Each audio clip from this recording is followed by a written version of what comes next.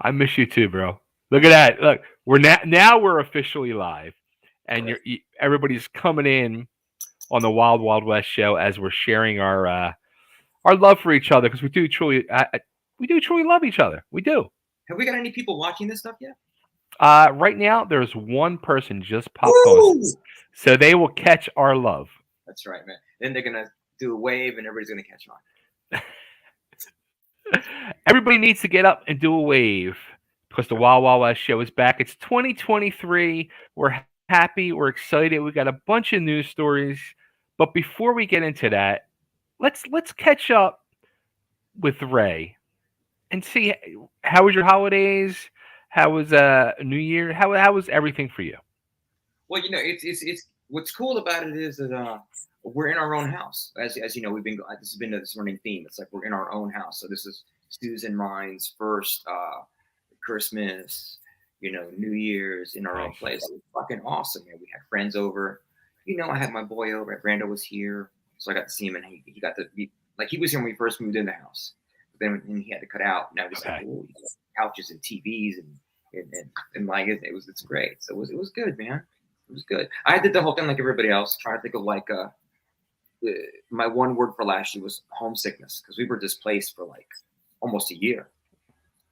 Trying to live with the grace of my girl's family, which turned out to be a fucking shit deal. And then I had a childhood friend of mine put me and Brando up for a couple of months. Okay. And that turned out to be a shit deal too because I needed a place to stay and be safe and like kind of save up some cash, and he was just like asking me every fucking time for money. It was like, it was terrible. But my point is, New Year's all good. It's all clean. We're in the new house, and we're not displaced anymore. I feel like I have a home, and that's a beautiful thing right there. It's rough, bro. We're good. That's awesome. That's awesome. Yeah, it's a good year. I think with some gigs coming up, different projects in the works. I got the Superfly thing re-releasing and taking off. That's going to be good too. I hope that works out good. That's really about the catalyst for the Superfly remixes, which used to be my APW songs. Okay. A friend of mine is a licensing cat, and he got me some work a long time ago, and he was the catalyst for the remixes. And he's like, "You want to rebrand it?" And I'm like, "Yeah." So the Superfly brand is going to be about that. I got Spread and I got Superfly. Only bands that start with S stuff. So, will there be a Superfly live shows as well? Yeah, man. Yeah, it's nice. it's a different genre than Spread. Mm-hmm. So I dig that. It's it's that sort of like a lower, that lower tuning and kind of it's just different. It's heavy melodic. It's got a lot of soul to it. Not that Spread doesn't have soul. Spread's got a lot of fucking soul, but it's nice to have like a different color. I was doing heavy stuff for the past couple, past 2 decades, but going back to Spread opened up my register and it made me appreciate the different tools that are in my box. He's got lots of tools in the box, and they're all coming back. They're all coming out. Yeah, man. And he's ready to show them off. What about you, though? I don't even know where to begin. That? I don't even know where to begin. Seriously, like. How about at the beginning? That's always good. I just there's literally so much that I'm like working on and going through, like between all the multiple shows I do. Me and my fiance, we have a reselling business, which we also document, and we do like constant TikToks and YouTube videos, and so I'm up every night till like 2, 3 in the morning doing. Oh wow, you're really pressing. You have to do that, man. If you have to get on. People that are like I was. I think I'm pretty humble dude, but it's hard for me to go off me and promote myself and the band. It's like weird to do that. You know what I mean? And you got to do it, man. You got to press. You got to press 24/7, or else no one's gonna fucking notice you. We're all TikToking, we're all the twattering, we're all Instagramming and Facebooking because we got to get our thing out. And that it's funny because that's the thing. Like, and the one band that I'm I'm pretty much managing Rat Rod, which is opening for you guys in a few weeks. And it's funny. I was just approached by somebody the other day, who actually approached me 8, 9 years ago, and she asked me to manage her, and I couldn't do it at the time. And she's actually getting ready to make a comeback after 8, 9 years of going through some personal stuff. And she reached out to me the other day and asked me to manage her again. So Yeah. we've been in talks, and that's like the number one thing. I was telling her, and I've been telling Rat Rat all along. I'm like, you got to constantly press and promote yourself, and don't worry if you offend anybody, because if you're going to worry about offending people, if people are going to delete you or whatever, fuck them. Because yeah, you have to go. You have to you have to cast the line out as far as you can, and then bring it back in. That's how it works. Yeah, you can't totally. Really offending people. That's not the world we live in now. It's just not the world we live in. We talked about that on plenty of fucking times. Exactly. As far as managing, what's so many different styles of managing? Are you a cat that, like, some managers are frustrated musicians, and so they manage the bands, and I would have done this, and instead of like going to manage the band and developing what's natural in the band. Where do you fall in? So it's funny. So I'll classify myself under that failed musician part, but I've been so far out of that whole world and everything and playing in a band. I mean, it's like 15 years. So I don't even, and I'll be the first to admit, I sucked. I was horrible. I was a rhythm guitar player that was just able to get by on power chords, and my buddy would write the songs, teach me the song, and I would play the song, and I would just try to look cool and didn't care, Yeah, and that was it. Rhythm guitar players and bass players are the performers. Yeah. Some bass players are very talented, and some rhythm guitar players are just really groovy. But it's more of a performance thing. Rhythm guitar player, bass player is a performance thing. Right. That's my opinion. That's good. That's good. I was just curious. But from a manager standpoint, like I look at it as, especially now that I'm older, I truly look at it, and all the stuff that I have been doing with interviews and stuff like that, and seeing the insides of the business. I now know that it is a business, and I treat it like a business. And I picture myself as a Tony Soprano manager, where I will fucking cut somebody's head off if I have to get the best for my talent. Right on. Did you ever see The Sun Remains the Same? Remember that? Some of it, yes. I never really sat and watched it. It's a great classic, like, hard rock manager thing, where the manager's like this gun-toting dude is going to get the band paid. Somebody's trying to steal Zeppelin's money from a vault or something, and they're threatening not to pay the band, something like that. But some managers you manage the band's money, and you watch their back, and you help them develop. It's pretty crazy. Some people just become managers for different reasons. That's why I wanted to ask you that. Yeah. So that's and I'm like kind of a person too. Like I see stuff that's being done wrong. Yeah.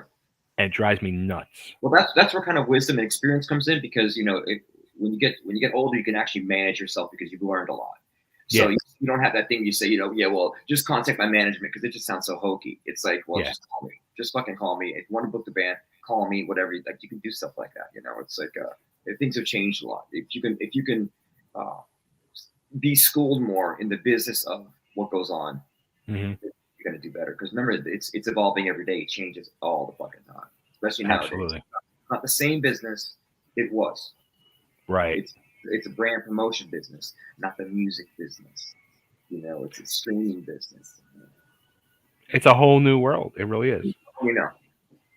And the funny thing is, though, too, before we get into our stories, like I never was really looking to go into that whole thing of trying to be like somebody's manager or managing bands or artists. People have just been coming to me, and especially the last 6 months, I've had 3 different musical artists just like hit me up on Facebook. Hey, would you be interested? And I've been like kind of backing off, but like I think that if people keep coming to me, there's something there that they're seeing in me, I feel. Well, also it's about connections and relationships. It's it's about what you bring to the table. It's like, okay, what if you're going to manage a band, you have to produce something. You know, at Yeah. least so you say, look, I'm going to manage you for so and so, and if I don't get this done in 6 months, you can can me. That's Right. kind of arrangements go, right? So it's it's like a show me kind of thing. So Sure. I've always just been uh, it's been difficult. I've never done well with certain managers because I'm just such a pain in the ass control Hmm. freak. And if someone is like, if I see that someone's making bad decisions, it Right. really busts my nuts. And back in my day, part of my excuse from walking from the business was I felt it was managed very poorly. Ooh. It Okay. affected me a lot. And I'm like, why is this person making these horrible decisions for me? And you just start to think like that. It was a very immature way to think. I should have just thought more business wise. But Yeah. you got to click with people. Sure. What was it like back then? Was it management that you guys had hired your own, or was it through the label? Or We had our own manager. We when okay. I met Rob and those guys, they had a manager named Scott Calvert. I was managed by a guy named Charlie Gambetta, and both of those teams came together. So then we had a management team. We had Charlie Okay. and Scott Calvert. Charlie Gambetta had a lot of connections in New York City through Okay. like CBS and all that stuff.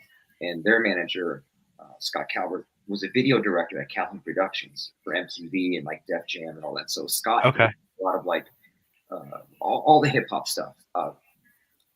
Fresh Prince and DJ Jazzy Jeff, parents just don't understand. Like that was Sure.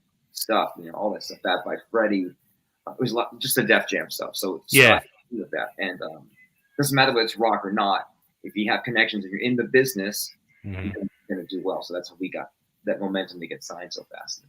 Wow. And how about now? Do you guys just manage yourself, or? Right now we do. Yeah, we don't need anybody. Right Sure. now it's not where it's so out of control. We can't be grown ups and be like, you got to be here. It's like, here's a schedule. There's the Google calendar. Everybody relate.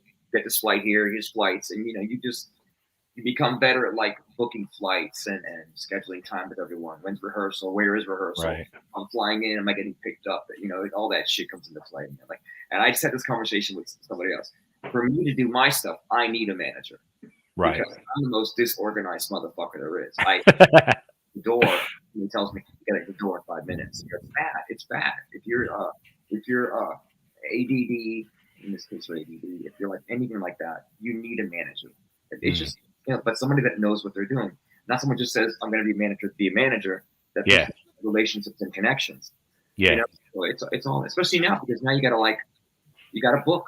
You got to be able to do bookings for the band. Got to hire an agency. It's an agent spider out. Someone has to watch all that. Guys are not doing music full time. Maybe they have a daytime gig. Right. You're at your head somewhere else. Like, how can you be managing? Yeah. So we're musicians, man. We need help. I hear you. Some people need babysitters. Some people need help. And some need both. You need big old teeth to suck on, and you can manage me. Well, I'm going to dive into the first story, and you mentioned a band that kind of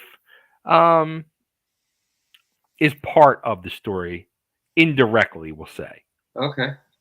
And this should be interesting because this is a couple lead singers, and this is all about lead singers, this whole story. Okay. You know about some singing. Go ahead. All right. So Dee Snider of Twisted Sister, he recently said, I guess in an interview or an article or something, but he went on record to say that he felt that Ronnie James Dio and Robert Plant were not great frontmen. Wow. Okay. I got a blabbermouth thing in my email. Something about that. I scanned it for a minute. I was because we're basically going to want to talk about it. Well, it gets better, but go ahead. All right. No, you finish. I want you to No. finish. I want to discuss this part first. Let's talk about Dee Snider as a frontman, right? Okay. So Dee Snider, not the most greatest looking band in the world, right? So they put on makeup, right?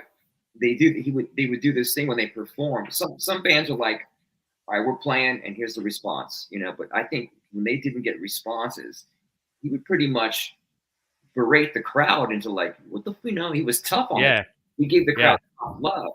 And everybody has a perspective. That's all perspective. That's Dee Snider's perspective on what is a performer. Okay. Dio would prowl the stage. and sing his fucking ass off angelically. Yes. Yes. Robert Plant would prowl this stage and sing beautifully. They don't have to like do the high wire David Lee Roth thing. Yes. They were pure vocalists, you know, and maybe there's, you know, they don't need to do flips and kicks, and they just need to something walk back and forth and be fucking sexy and cool. Now Dio, not the most sexy guy, right? But his voice is beautiful. He had a presence.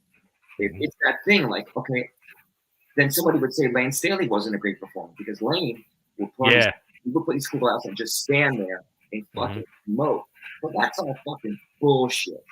We're gonna put that under bullshit, and that's under like trying to drop drama where there isn't any, where there doesn't need to be any. That's just something that says. So a part of what you and I do is I think we call bullshit. So Dee Snider says that, but who is Dee Snider? Dee Snider is this great rock performer dude, you know, that is aggressive with the audience, and there's a lot of call and response, and if you're not loud enough, I'm going to berate you, you know, and I'm going to draw you in. And anybody who's seen the Dee Snider, the Twisted Sister documentary that's like 4 fucking hours long, knows that band's about a lot of bravado, ugly dudes in makeup, being hard asses, and great rock and roll, you know. So it's like, but that was performance. I wouldn't say it's what makes performance. It's such perspective, man. If I'm a Dio fan, I'm a Robert Plant fan. So to me, they're two of the greatest singer performers because they didn't need to run around, right? You know, they just strutted back and forth. You know, Robert Plant, very famously, you know, is undulating into fucking "Sorry Made the Same." You just see his fucking cock in his jeans and people going crazy. He's doing these and stuff, you know, and it's like, that's performance. Performance is between the band and the audience. You know, not everybody is David Lee Roth. It's true. Oh, so true. So true. Just say Sammy Hagar. There's all the nuance. There's the nuance that's between the notes and between the talk. Dio was very eloquent with the audience. He would talk to you like you were in his living room, and he would just talk to you. You know, Robert Plant was the same way. He, you know, didn't talk much, but he said they did more with less.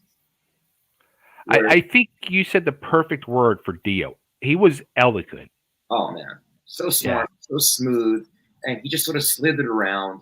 And Plant did the same thing. He was just it was visual. They didn't have to do anything. Bands like Twisted Sister, you know, had to be a little more aggressive and perform that way. You know, there's a lot. It's a fine line. You know, do you sacrifice energy for your notes? There's all that shit. There's a lot of back and forth. You know, so but some guys, it's perspective.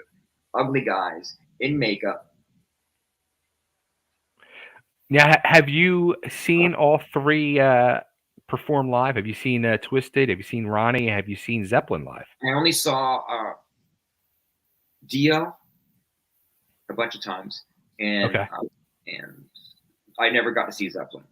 Okay. Actually, when I was a kid, we drove to Tampa, and Zeppelin had played. I was like on acid or something, really high, really young. You know, I got high really. And my friend Gary drove up to Tampa Stadium. I guess Zeppelin had done a few songs, and then the show was canceled because Plant's son had died. Oh shit! They canceled the show, so I didn't get to see it. But you know, through the years, you watch. You know, I've watched Summer Made the Same maybe like 1,000 fucking times. I'm probably exaggerating, not that many times, but you know, enough for you. You've seen. We have YouTube, so you can see what goes on. You know, I just think that Dio. When I saw Dio, it was down here in Florida. I forgot what year it was. The Holy Diver thing came out. Okay. And Dokken opened up, actually. Okay. But Dio was just like, it just blew everybody's mind. So how can you say that about Dio of all people? Yeah. Either you're just looking for attention. Maybe he's saying it because he wants attention. But it's about perspective. He's got his own radio show that does well. So he's going to say what the fuck he wants. And if Blabbermouth picks it up, they're going to be like, oh, Dee Snider's. Exactly. So to spin this story, and I want to say real quick, I've seen Dee Snider and Twisted 3 or 4 times, and I will say every time I saw him, fucking blew me away. Blew me away. Every time. Yeah. Every time. Because they're putting out all this fucking energy, this aggressive fucking thing, you know? So I get it. But I'm just saying, for him to say that about Dio and Plant is just fucking ludicrous. So, somebody responded, which this is where now the story gets fun. Uh, Todd Latoure, who's now the singer of Queensryche, Okay. he came back and he responded and kind of said what you said. He said, Ronnie and Robert didn't need to run around, do jumps, spin mic stands, or anything else. Right. Because they just think they have these beautiful voices. Dee Snider is not Dio. Dee Right. Snider is not Robert Plant. He's his own thing, you know. So he has success in his perspective on things, and he's a ballsy guy to say something like that and not expecting. Maybe he said it to get a reaction. We don't know, but if we all in the common sense realm know that Dio is fucking elevated. Yeah. Robert Plant was elevated, so to even say anything about that is not right. Well, of course, Blabbermouth got hold of Todd's comments. Okay. Yeah. The Inquirer says. And the Inquirer says, and they then put out their rebuttal of Todd's comments, in which in turn, D took the article and tweeted it out. This is classic fucking D Snider. Who? With question marks. Wow. Which goes back to the conversation I had about original singers in the bands. Yes. Bands aren't really what they are anymore. So, great. He's a great singer, obviously, fronting Queensryche. But we all saw the bands from our heyday that were in their prime are just surviving. Yeah. Right. So Queensryche isn't to me Queensryche anymore because Jeff Tate's just not there. But I'm a singer person, and I'm like, I need to have the original lineup. That's just how I am. Yeah. The voice, the original voice has to be there. I don't care if you're tuning down, but I need to see that. That's right. And I get it. Like I get it. People want to go hear these songs the way they were on the record, and some of these dudes, their jobs are to cover these songs, and that's what they do. They cover somebody else's emotions. They're singing somebody else's lyrics, somebody else's vibe, and they make their money. So if you're out there and you can do it, and someone's going to pay to see it, good for you. So I think he's a great fucking singer. You know what I mean? Yeah. So yeah. This kind of goes back to something I had the other week about somebody who was in a band that wasn't the original member talking shit about whatever. These dudes that get a little bit of shine on them and open their mouths and say maybe they're just trying to get attention. I don't know.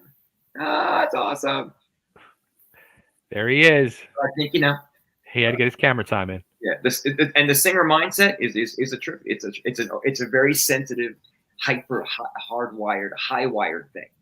It's very intense. The mentality. It's like, who's fucking with my shit? Who else is in my pool? Who's in my fucking? Who else is getting some shine?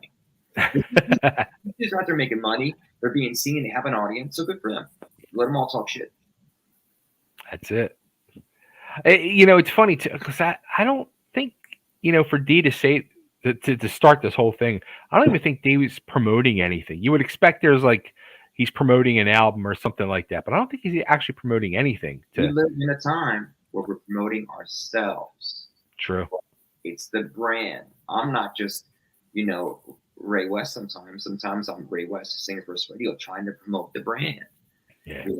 So it's we live in a time too, like you said it. Everything you say and do is recorded, man. And some people hit record when they want to get something done. Be like whatever. Tony Iommi sucks. It's like, oh my God, he said Tony Iommi. Why? Why would he say that? But everybody's got their something. We live in a time where everybody has something to say. They record and then they get it done. So Dee Snider is very successful. All these bands that survived the MTV era, right? That had some MTV grace are still living off that, until the young bands that are coming up, all the Rival Sons and all those, all these new bands that are coming up, and that's where rock lives now, So the old cats that are still hanging out are gonna sink their teeth into something to make some noise. They're gonna roar, man. The old line's gonna roar, buddy. Well, as I'm looking at my stories here, we have a lot of old cats. so to say, in stories. I'm trying to think, which way do we want to go? Do we want to go to, we want controversy? Give me some controversy, man. All right, yeah, I'm going to go. This is very controversial Isn't it? and very very confusing too. Um, Last week, Steven Tyler papers were filed, and Steven Tyler is being sued, civil suit for sexual assault. Steven Tyler.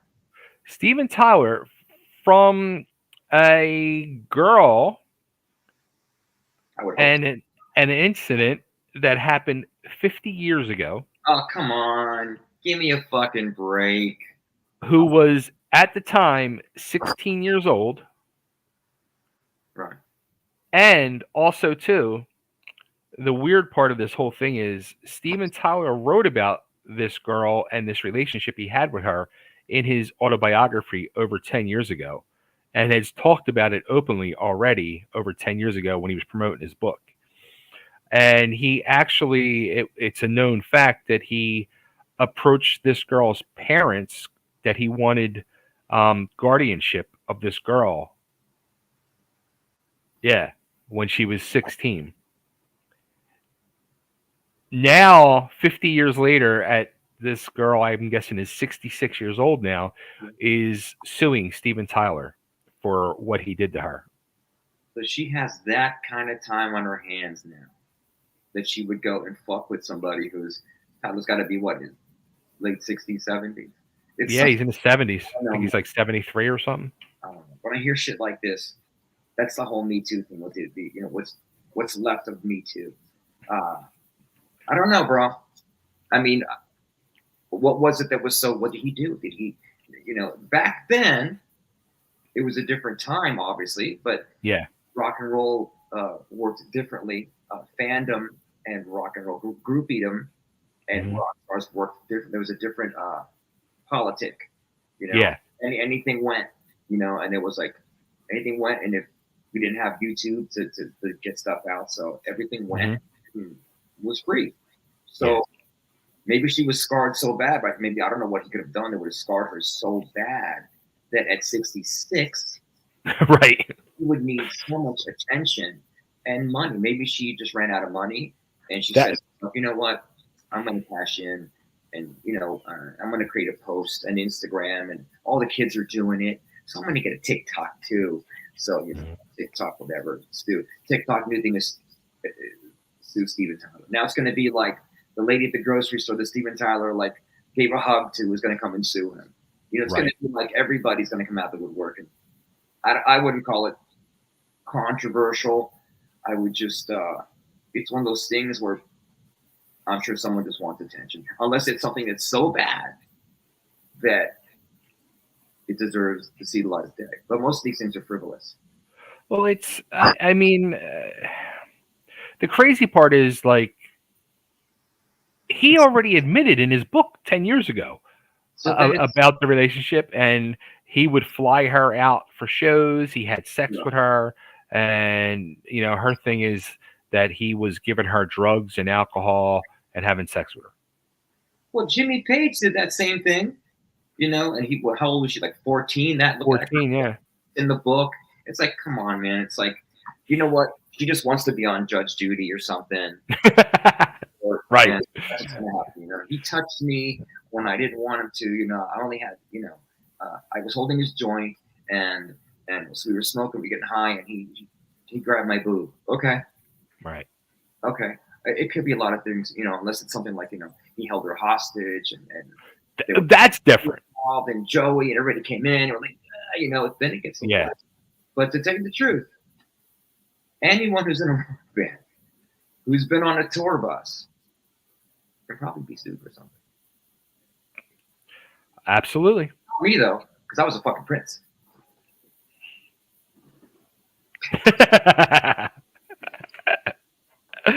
All right. So speaking of a prince, I'm just using that as a bogus segue into this next story. This is a low profile story, but I just thought it was kind of interesting. Are you a fan of the band Godsmack at all? Very much. Okay, I love them too. I fucking love You Godsmack. got it right. Whatever they did that time that Metallica was kind of like laying low, and then Yeah. just under the, they got it right. Sully and those guys, they got it right. Well, here's where I mentioned a few minutes ago, D is not promoting an album or anything. Well, Godsmack is promoting. They have a new album coming out, and Sully recently did an interview on drummer Shannon Larkin's podcast, and Shannon asked him the question: "Didn't you used to date Lady Gaga?"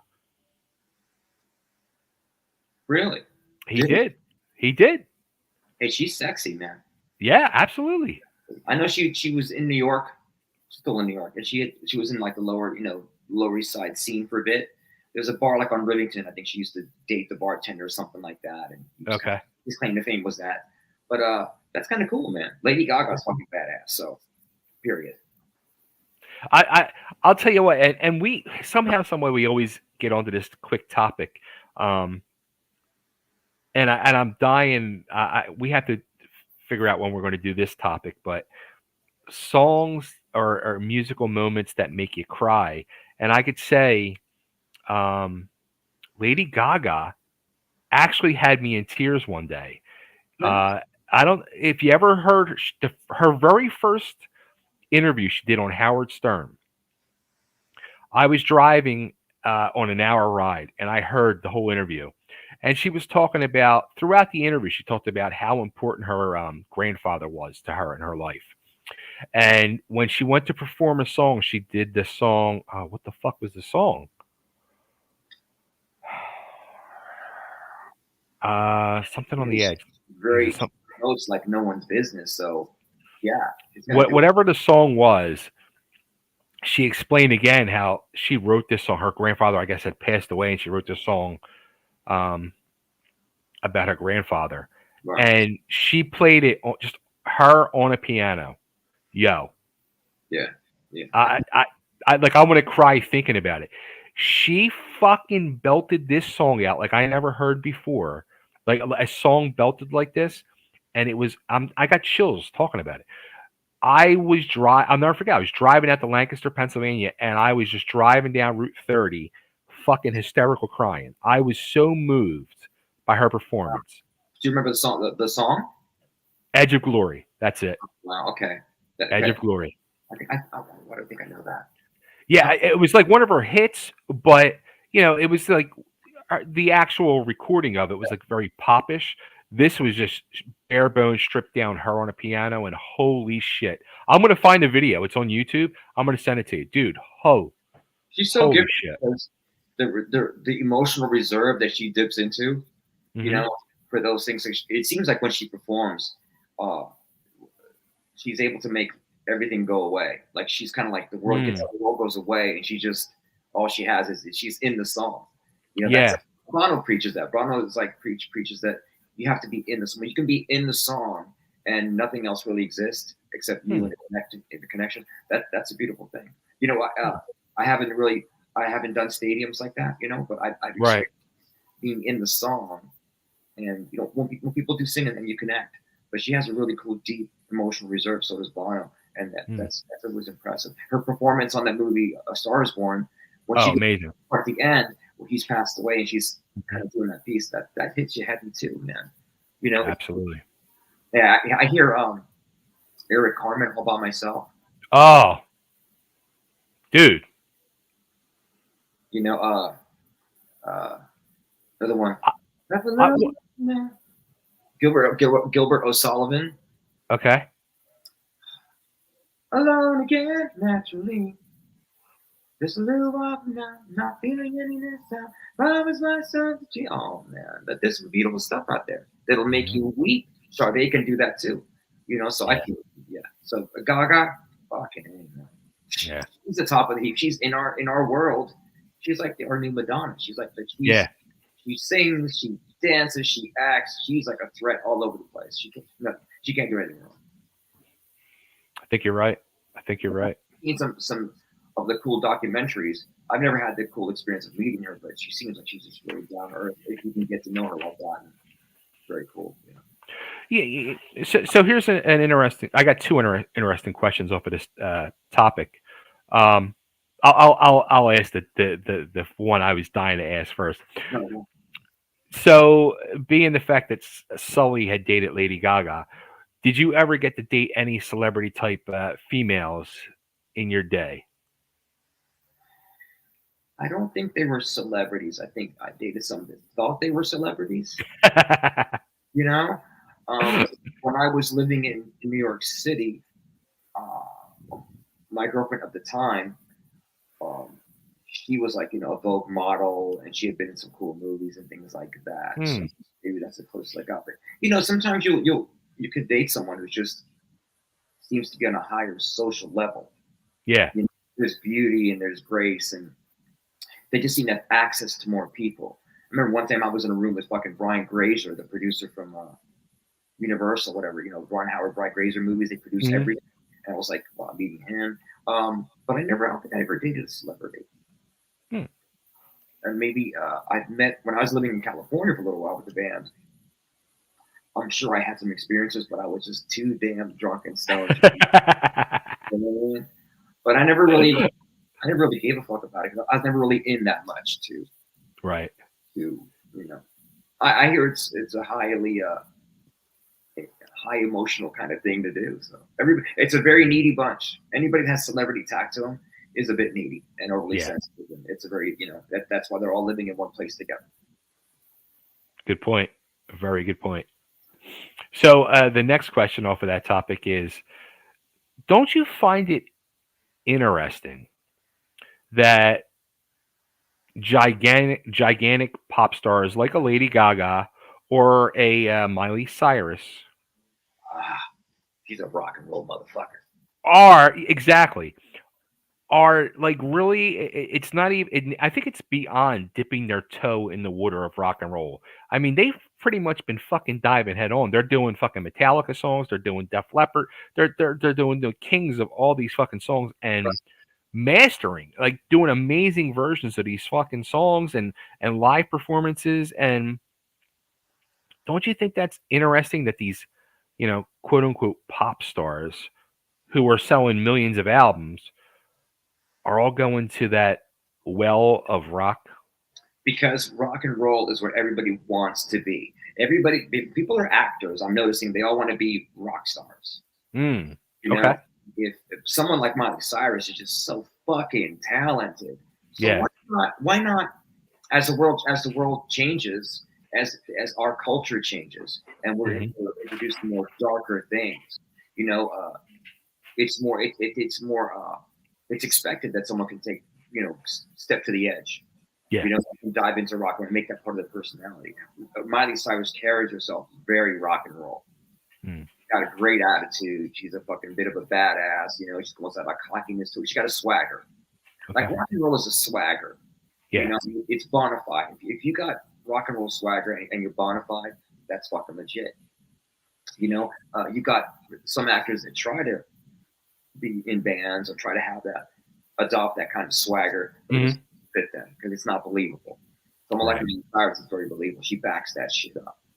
So Right.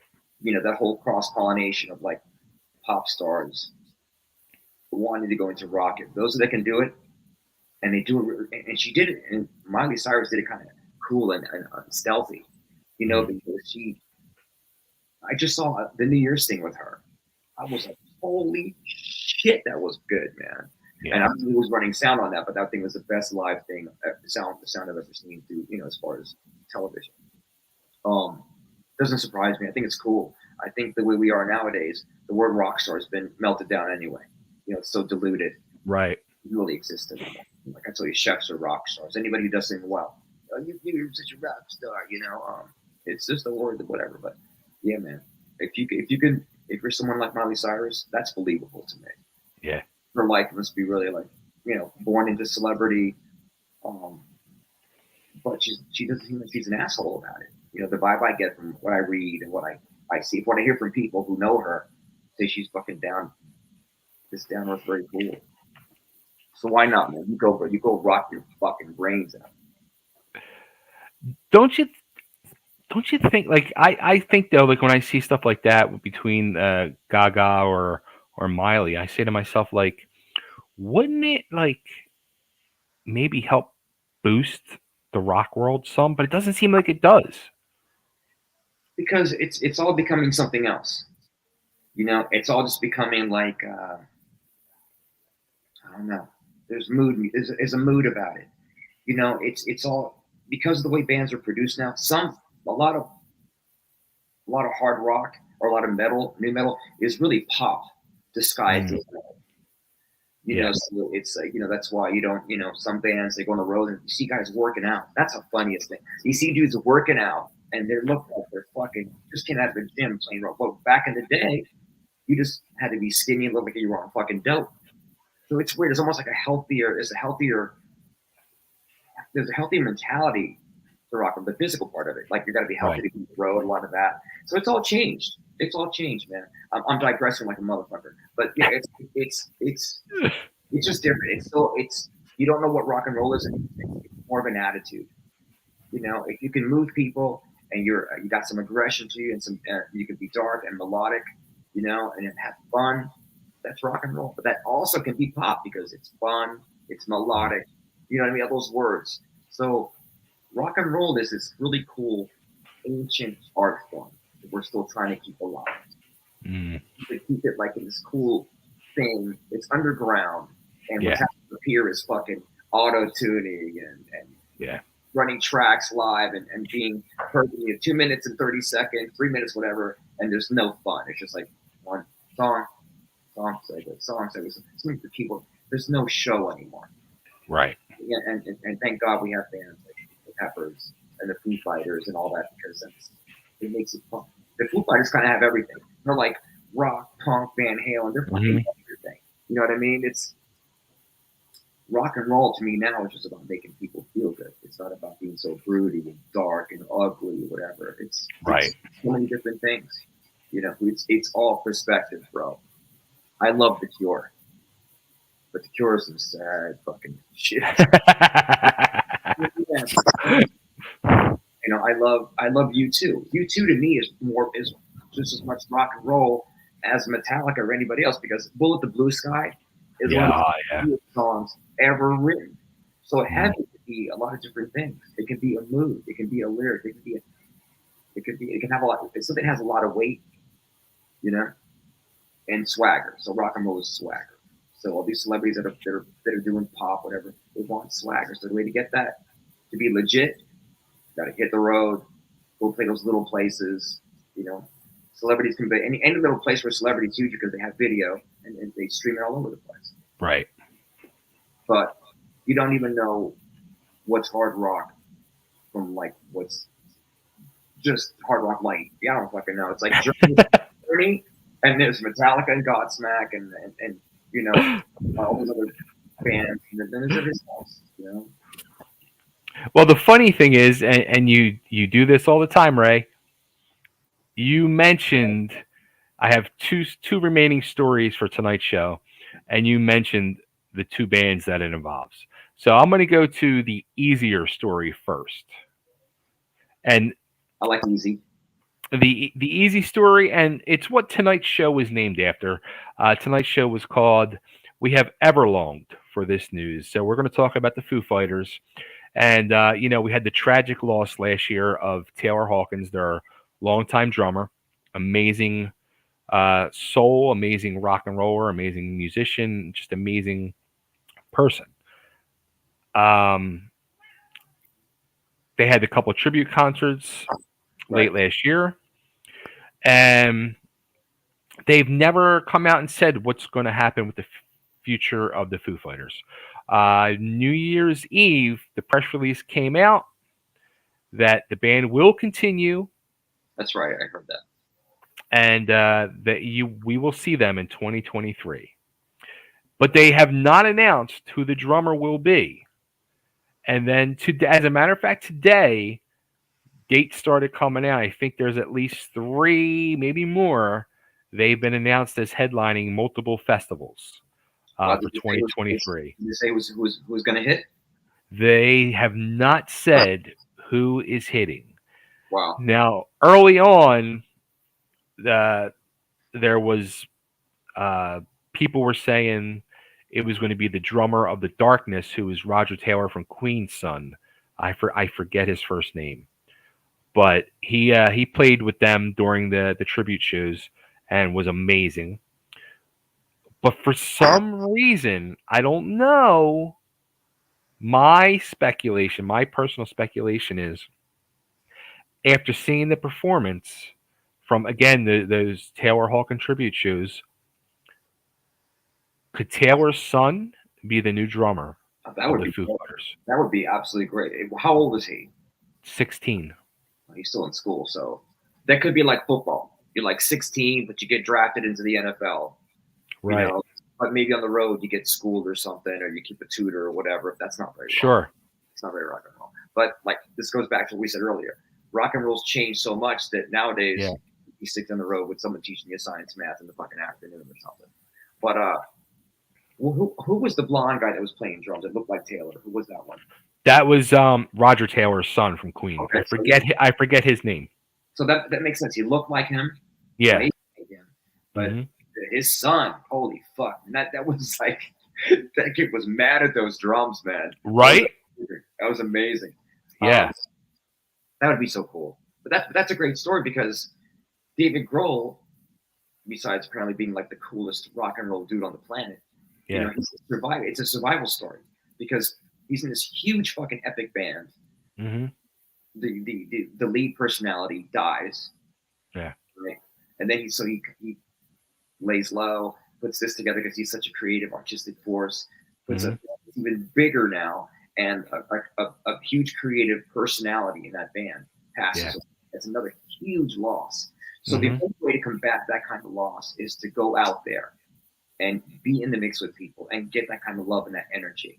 Right. It has to, because it has to give. You know, that kind of chasm of like loss has to be filled. You know, he's not going to get that from sitting at home. Yeah. You know, you have family, awesome family, like your daughter, you hug your kids in the morning. But there's Mhm. something about connecting with like all those people and all that kind of volume and energy. That's a drug nobody can match. So, you know, it's not just for him. It's also, you know, he's carrying Cobain's legacy. He's carrying Taylor Hawkins' legacy. It's bigger than that. It's a bigger machine. So I hope I'm sure they'll do well. It doesn't matter what they do. They're going to be. It's going to be epic no matter where they go. It's going to be a thing because of Mhm. all the loss and now it's become bigger than that. Yeah. You know, it's become. You know, so I still wish we could honor Eddie with some kind of cool thing that was nationally televised. But you know, it's Eddie and it's all. He's everybody's content.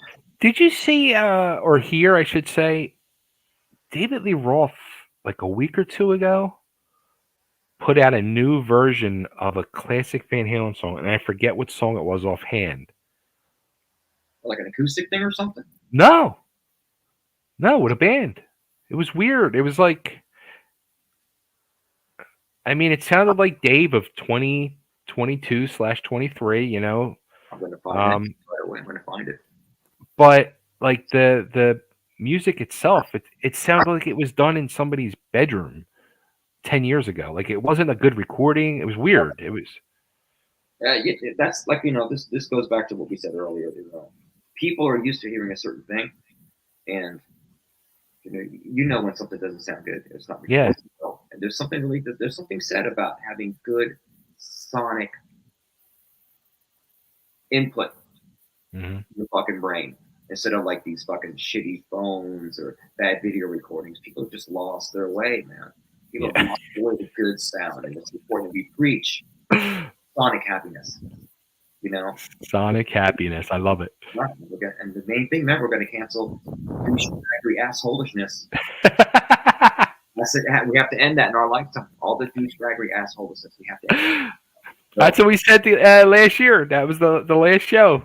That's my motto. You know, I'm still on a campaign about this whole like videoing with your phone and not thinking about what you're doing. You know, schooling people. This is how you do it.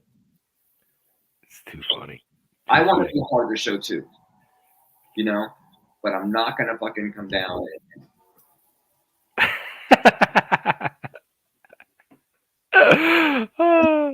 The selfies are cool. The videos in the back of the room, I understand. Oh, fuck. It just hit me.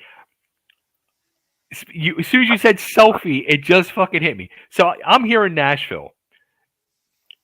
I've been here, it's 3.5 years now. Hattie B's. Hattie B's. Love fucking Hattie B's.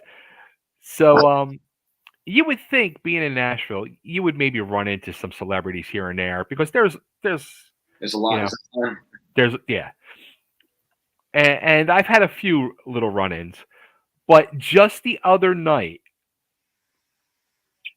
I ran into Kroger to grab a few things on my way home, and I'm walking to go head towards the self-checkout, and I see this person pushing a cart, walking towards me, and I'm like, no, holy fuck yes, oh shit. And I wanted to go and say something and get a selfie so bad, but you could just tell this person was just walking around aimlessly and they were on the phone talking. They were like in an in-depth conversation. Billy fucking Gibbons from ZZ Top. Yeah, that's fucking cool. Dude. How would you even approach him? Like, yeah. It's like, that's one of those cats. It's just like, oh. Right, yeah. Like, oh man, some people are just like got such a cool glow. You're like, I don't know if I should fuck with it. You know, it's like seeing a shiny diamond. It's like, what do you what, polish it? You know what I mean? It's like, what do you do? That's wow. Did you say anything? Nah, because he was on the phone. Did you do that? I wanted to so bad. I kept like as I was walking closer to him, I'm like, is it? Because all I saw was the beard. And then I got up. He had the beanie on with all the frills on top, and he was wearing like this crazy outfit. It looked like fucking pajamas. Sure. I'm like, look at this, so fucking cool, Billy fucking Gibbons. You know, being like a rock and roll celebrity means you can wear whatever you want. Yeah. Because that's part of the game, I think, man. So, but I can't even. That'd be cool. I've seen them live like 4 times in my life. Wow. More. But every time it's like he's larger than life. Like you see those cats, it's larger than life. His presence. But then I saw that the documentary with them on Netflix, and it was so down to earth. It was so cool. Ooh, is it on there now? Yeah, it's on Netflix. Oh, I gotta check that out. Yeah, it's either on Netflix or Prime, so I could be wrong. Okay. But it was really cool. ZZ Top documentary. I love documentaries. They're going to like his house, some big barn thing. It was like a studio or something. It's really cool. You'll dig it. I gotta check it out. So wild. What's the other question? What's that? Yeah, you said you had another question. I have one more story. Got it? Okay. All right. So another band that you mentioned, probably one of the biggest bands, especially of the late 70s, early 80s, that is very, very still iconic to this day, Journey. Yeah. What a great catalog of songs. I still right? check it out. Go ahead. You go ahead. Finish. Go ahead. Well, they have a great catalog of songs, but they are a shit show fucking circus of drama. Tell me. What's Neil doing now? I think Neil, I mean, this is my opinion. I think Neil's fucking nuts. I really do. Because he's like one of them people that probably shouldn't have Twitter, or somebody should take Twitter away from him, because he just fucking tweets out their business and drama and doesn't care. So he's like the Trump of rock and roll? He really is. He really is. So that's great. There was a lawsuit, I guess, of old singer Steve Perry that filed against Neil and Jonathan Cain last year about royalties and the way stuff was being handled, and merchandise and use of song titles and names and stuff like that. So there was a lawsuit there. Well, Neil Schon filed a lawsuit against Jonathan Cain recently because it turned out that Jonathan Cain sounds like he was up to some shady stuff, where he went and started opening credit cards in the Journey name without anybody's knowledge. shiftless, man. You know, Right? keyboard players are fucking wacky. Every keyboard player I've ever met is kind of like a little bit out there, a little bit out there. It's all those notes and all those melodies. It's just a little bit out there. It's very intense. But that's crazy, man. You know, Journey. I think they're like the most played band ever, like on Florida radio stations. Really? Yeah, they're like there's always a Journey song, that "Don't Stop Believing" thing. Yes. Down here, the commercial radio, that they played them so much, and it made me fucking hate them. Like I didn't want to hear down, down, down, down, down, down. I was like, oh my god, why are you playing this fucking shit again? And I fucking love Journey. I love the songwriting. I love Steve Perry's voice, man. Yeah. Oh yeah. That's just like he's the Tony Bennett of rock and roll. Mm. Really, Okay. he's the Tony Bennett of rock. I can only imagine what it must have been like for them when Greg Raleigh was doing the vocals, and they're like, "Well, we're going to bring this dude in because we need it," and they must have just been, "What the fuck is this like kind of pretty melodic singing bullshit?" You know, and the way he just hit, it was just there was never anything like them. Mm-hmm. So I remember the tour with the Escape tour. The party is over. Whatever, but I saw 3 great concerts with them, and that band, that material, it's like Van Halen. Mm-hmm. Journey reminds all of us of our childhood.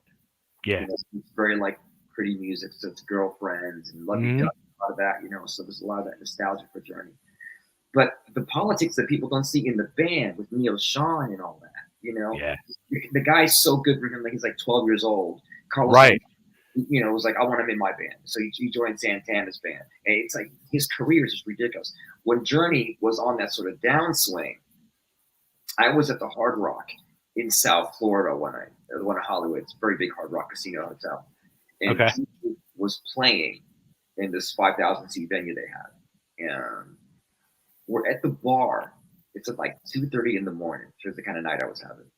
We're looking across the bar, and Neil Sean is at the bar. And this was just after they had done the behind the music thing. Okay. Right? So it was fucking trash. You know, not like, but he looked sober. He came to the bar, and he just stayed. It was like 2 in the morning, 3 in the morning, 4. He's still there. 5 in the morning, he's still there. Hey, wait, take note. So is Ray. It was so weird. And it wasn't him where he bought shots or anything. But it was we just, you know, I think somebody struck up a conversation with him, and his head was almost on the bar, but he just seemed so depressed. And it was like before they got the kid from Malaysia. Yeah. Because now they're like this great machine again, and he sings the intro, and it's the world's greatest tribute band to Steve Perry. And Journey's just, it's bigger than the music is bigger than the band. It really is.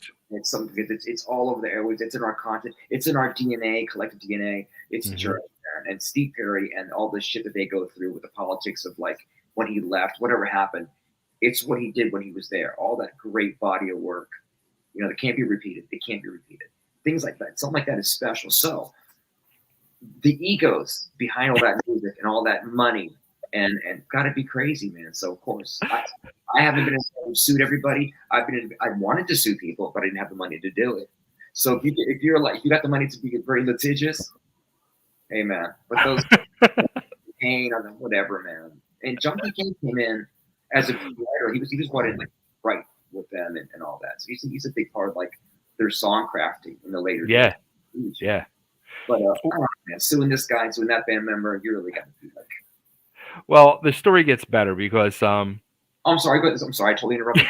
No, it's good because the story gets better because so you know there's been these barbs traded back and forth between Jonathan Cain and Neil Sean on social media, and Neil Sean turned around and said recently, somebody said, I hope Greg Raleigh comes back because they're getting ready to do their 50th anniversary tour.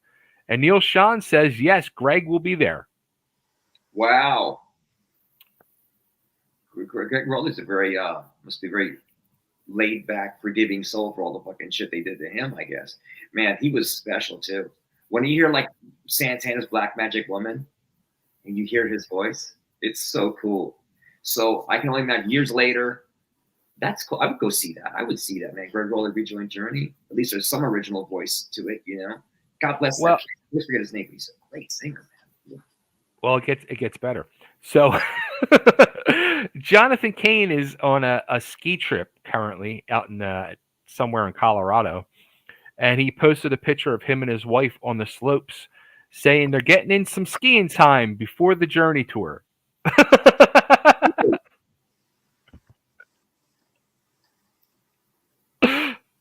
I don't know, man. You know, the band is so big that even like as a tribute, we were playing somewhere. I was with some other band. I'll digress for a minute. Not even like four years ago, I was in North Carolina, and there was a venue where I was playing. It was about 500 people. I think it was with Non-Point was one of the bands, but the big venue down the way was like whatever 1,000-seater was being Okay. by a Journey tribute band. You got to love the music. You got to love it enough where you paid a good deal. You would pay to not see the original band play the music. You know, just go home and play the fucking CD, man. You know? Dude, he's a kid. He's like in his early 20s now. He's like he's an amazing musician, guitar, piano. He's a Randy Rhoads nut, which how our paths cross, and I interviewed him multiple times over the years. But he's playing in like 4 or 5 bands, and he's playing in a few tribute bands. He posted a video the other night. He's in a Def Leppard tribute band. Dude, they were playing a theater, and there was probably 2,000 people there. Everybody's in on it. It's like that's the same concept of wanting to be part of something. So I think you go with the intention of going into the time machine. You're back in there, you probably feel younger. You're probably wearing your favorite clothes that you don't fit into anymore, you know. And I just don't get it, man. But I do. Remember, I always have two sides of the shit. But I do love theater. Yeah. So it's like theater. Some people don't go to Broadway shows. They go to tribute bands. That's their theater. That's their entertainment. So that I get it. A band is dressing up, acting like this entity, you know, and doing their thing, and people going to the show, and they're part of the crowd, and they're like, it's like a day gone by. Remember, we used to do this, and when the song came on, we get to do it again. So everybody's participating in theater. If you got the money to burn, go do it. You know, like I said, if it's done well, and they look like them and sound like them, I'm not gonna fucking. Who am I to fucking say that's theater, man? If someone is acting like Joe Elliott, you know. He sounded better than Joe Elliott, but he looked nothing like Joe Elliott. And he didn't even, you would think that he would have the Union Jack shirt on. And no. As time goes by, every singer, you lose a few layers. Unless you're doing it every day. Yeah, of course. That crisp thing that it was back in the day. You know, so for people that want that, maybe they're paying to see that. Just like the Journey thing. You know, fans that go see that, the comments are always like, "Oh man, that singer, he sung those songs so great, so just like Steve Perry." But it's not Steve Perry. You know, you're paying to see something that it's not real, but it's a celebration of the songs. That's all. This is all about the songs, right? Music is our religion. The songs are our prayers. That's what we do. Right. Well, the last tidbit to the Journey story, and it goes back to Steve Perry. He actually last week withdrew his lawsuit. No shit. Which in turn, Neil Schon, in typical Neil Schon fashion, went back on the social media and said, Neil withdrew the lawsuit. I think it's time he gets back together with the band for the 50th anniversary. Where the fuck did you read that? All over.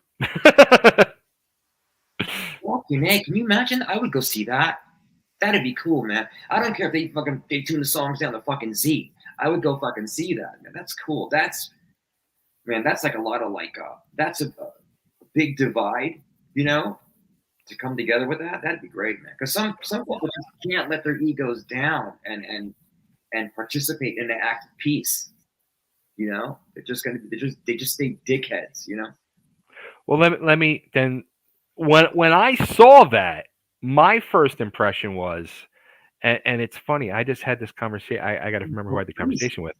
But my initial reaction was, what about your singer for the last 10 years, Arnell? That was just like a kick in his balls. They're gonna bring him into the end, like the deal, and at the end, you know, they're gonna bring him on for a song or whatever. You know, that's like he has to take a back seat. He would have to be the bigger man and be like, oh, well, this wasn't really my gig in the first place. That's when you're like, well, I didn't write these songs. Right. The guy that wrote the songs. Yeah. Give weight to that. That's a lot of weight. That's a lot of weight. People don't understand the weight that goes behind actually writing a piece of music and having it taken in and digested and just enjoy it, man. There's a fucking, that's something that whether you're a guy playing acoustic guitar and it's original in a bar and if people are digging it, there's nothing as cool as expressing yourself, you know, in a collaborative thing and having it be enjoyed with everybody. It's just something about it's the biggest drug. Everybody wants it. Everybody wants that thing. That just to connect with people on that level, to make a piece of art, and people just, wow, this is cool art. I want to own this piece of art. You know, I want to make it part of my everyday. It's funny because I interviewed before the end of last year Pete Evick, who's Bret Michaels' guitarist in his solo band and his musical director for like the last 18 years. Bret Michaels has a solo band? Yeah. Yeah. And dude, they fucking tour like every year for the last 18 years. Oh, like, yeah, they did a show in New York. I wasn't there, but I heard he was playing. I'm like, well, that's strange. Okay. So I said to Pete, don't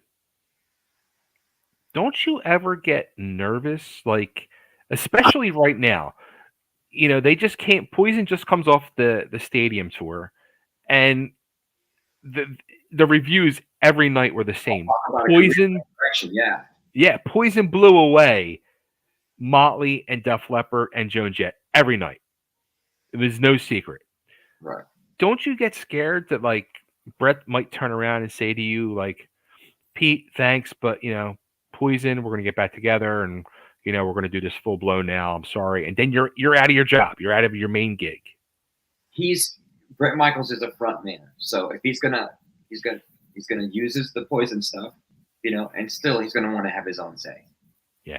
You know, you want to be a part of it. Being a collaborative it's awesome. It's awesome. It's a big collaborative. But to have your own band still on the side, to have your own little thing you want to express that's not in that. Yeah. You know, he's not going to get rid of that. He's going to, you know, it's like you can be in two different bands. It's not egos and people just chilling the fuck out, knowing that you got to do different things. You know. Yeah. Scheduling, management. And let me just add, the reason that Poison did so great was because that music, when it came out, you were like, this is easy. It's kind of like 1, 2, 3, you know, it's easy, but CC looks like a most brilliant guitar player now. He does that whole, so like he's had a lot of years to be like, get better than CC. You know, that was great. Yeah, that was cool, man. But those vocals, take it from me, are pretty easy to sing. So as you go by, they should still be easy to sing. You know what I mean? So unlike where Vince Neil was doing a lot of high wire act stuff, that's hard to keep up. You know, especially if you've done a lot of stuff to yourself, you know. But yeah, man, Poison, it's funny, man. Just how they were like, I never got it when I was a kid. It's like, oh, the girls love this band. They're just great looking dudes, and they're playing this bubblegum shit, you know. And through the years, it turns into something else. Yeah. Through like every cover band playing, you know, I want X, whatever, playing. These songs get into the culture. They become something different, you know. So it was like there was a real good timepiece. I'm glad they did that whole tour thing, but I'm glad a band like Poison like stepped up and like, you know, we're gonna fucking show you that we got this shit. This is why remember back in the day we were kind of bubblegum pop shit. You know, what's it? Skinny pop. I was like, come on, who writes this shit? And then there they are, man, tearing it up because that music is fun and it's easy. Yep. You can do it fucking upside down underwater riding a bike. So of course they fucking look great, man. And I would think if I was Bret Michaels, that I would have my money with Poison, and that elevates my game. I'm gonna make Yeah. solo band. So that guy's got no worry about losing his spot. Exactly. Unless Poison goes on a year tour, then it's like a year break. I'm going to throw this up a little comment from our friend Nancy.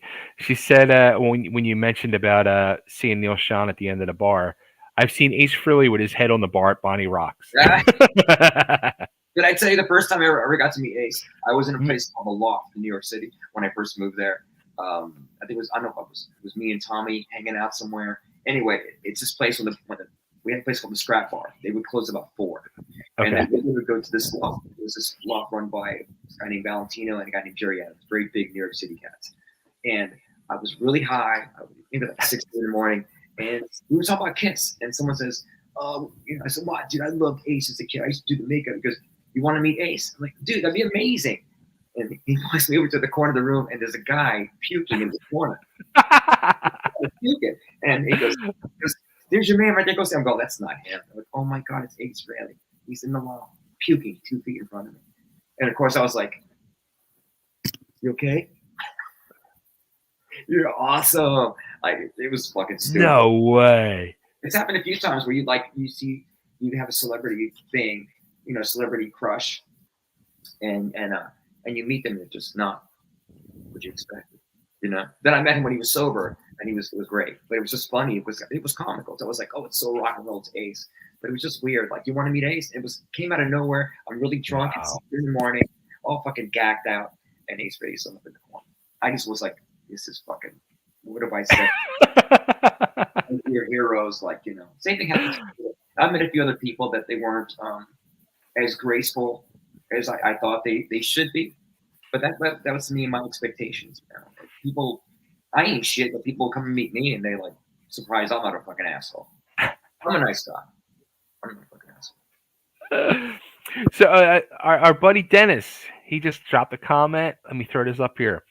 Saludos Ray. Spread Eagle did a great, which I'm curious about this now. Spread Eagle did a great cover of she said she sells. Yeah, Cindy Brady. She sells Sanctuary last month, and I know everyone enjoyed it at the venue. So you guys are doing a cover of that freaking amazing cult song? What gets me is that I'm always like, because we're on the up and coming again, right? We're making the rounds again. I said to the guys, we used to do a cover of Starfucker by the Stones. Okay. Right? And I've been trying to find a cover that I like, that everybody likes. I want to find something that taps into the vibe of the room, because I know what it's like when the band's playing and, okay, I know this song. And even though we're musical and we have fun and we do a little cool jam now with the drums and stuff that's really cool, kind of epic. But I wanted to find something that really tapped into everybody, because a lot of people don't know the band in some places. Yeah. So you got to find a way to connect. So, you throw a cover in. But I love the Cult. I don't love the Cult. I fucking love them. And if it was up to me, I would do a Cult. If there was a tribute band, I would fucking do a Cult one. That's actually wow. But I just, that song affected me so much one day. And I just said, I remember texting, I go, "We need to play She Sells Sanctuary." And Rob was just like, "Really?" I'm like, I didn't think he was going to go for it. And lo and behold, we sat one rehearsal, and the guy just laid into it, and it's such a fun song. Wow. But it's also like, there's a vibe to it, and I feel like we've dialed in to whatever the essence of that is, the way we play it. Okay. And it's just fun, man. So I learned that I do like covers, but I don't like doing covers for that. I like doing them our way, because yeah. So my whole trick is in life, I like to do songs. I would love to cover a lot of songs through my own voice, my own interpretation. Sure. So it's fun, man. I love it. It's one of those cool songs that I never get tired of it. I like listening to it. I can listen to it 10 times in one day and then play it. Mm-hmm. So it's really cool, and I'm glad that people are having a good time with it. But you got to see people's faces when we play it, when they don't expect it, because they were like, because the intro, yeah, people's faces, and they're like, "Are they fucking? Oh my God, that's fucking cool, man!" That's awesome. And it was. I really enjoyed it. I've had a blast with that song. I also like there's an In Excess song I'd like to cover. You know, the song's called "Don't Change a Thing," Fucking great song. I right? love that song. It's on the cover. I thought about that the other day. Me and Rob were talking about that. But I know Great song. stuff that's like, kind of like people know it, but they don't. The trick is to find a tune that everybody knows and that they're gonna dig. You know, I know a lot of bands that play covers. It's like we used to do a Van Halen. We used to do "Somebody Get Me Doctor" back in the day. Okay. And there's like a million Van Halen tributes, so we're like, why should we do that anymore? Everybody's playing it, you know. Yeah. But we have fun, and if you play it your way, it doesn't matter if somebody else is playing it, you know. But a song like I never heard anybody cover it like the way I thought it should be, so we just have fun. I'm glad you brought that. Thank you.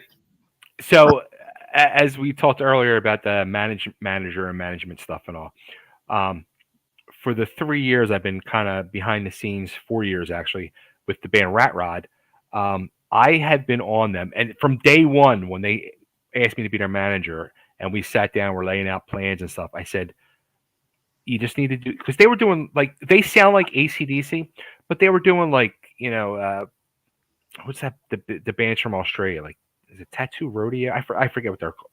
Like those underground AC/DC sounding bands. They were doing like covers of them. I'm like, nobody fucking knows them. Nobody cares about them. As great as they are and as cult worthy as they are, that's awesome.